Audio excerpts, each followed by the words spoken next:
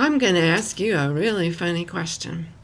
Perhaps one I shouldn't speak out loud, but, we have a history, you and I, so here goes. I'm wondering, are people like pineapple?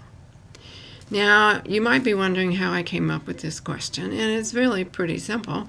A few days ago, I went to the grocery store and bought a pineapple and brought it home, let it sit out on the counter to ripen, and yesterday I cut into it.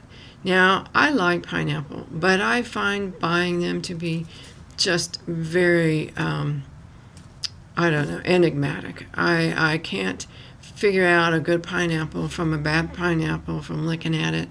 The ones that look ripe are often overripe. The ones that look green, sometimes the produce people tell me that's when I'm supposed to slice into them. There seems to be some controversy about when you buy a pineapple in at least my produce department.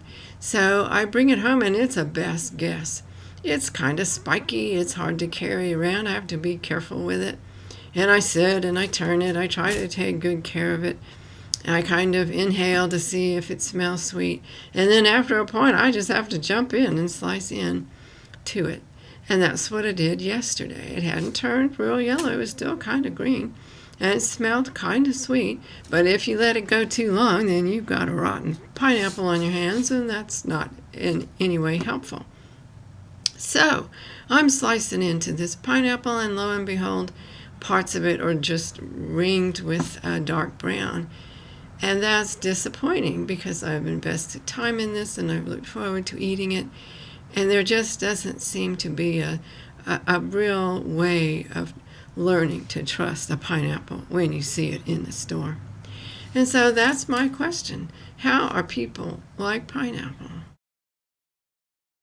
They're not necessarily comfortable to carry around. They're, tropical looking, kind of exciting and different. But you really can't tell what you're getting into till you bring it home. And you still have to wait and give it time to develop and turn into something you'd like to have for dessert. And then there you go. You slice into it, and all of a sudden you're looking at rotten parts you didn't know were there and didn't want to see. And it's not easy to get into the fruit part of it either. Sometimes you have to cut through that outer exterior. And then there's that center core, which is just fibrous and tough, and you wouldn't want to eat it. And by the time you've cut around and gotten what you want to have for dessert, there's not a whole heck of a lot left of the pineapple. And so I was doing this yesterday and thinking to myself, people are like pineapple, me included. You don't know what you're getting when you run into somebody. You do have to give it some time, and you have to get inside the person, what makes them be who they are. And there are parts to them that are going to be kind of rotten and icky, and some that are tough.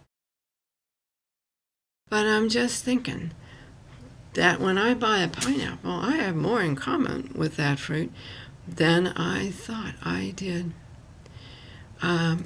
It's an enigmatic thing. There's no one way to understand a pineapple, and a pineapple will evolve over time. And there are other fruits that are out there. There's certainly brownies, which is not a fruit, which is a good dessert. But when I eat the pineapple, I feel good. Now, you spent some time with me, perhaps, and I don't know if I seem all the sweeter, and I certainly hope I don't seem like something you'd want to throw away because I've become kind of rotten to the core. But I don't know. One person's pineapple is another person's grapefruit, I guess.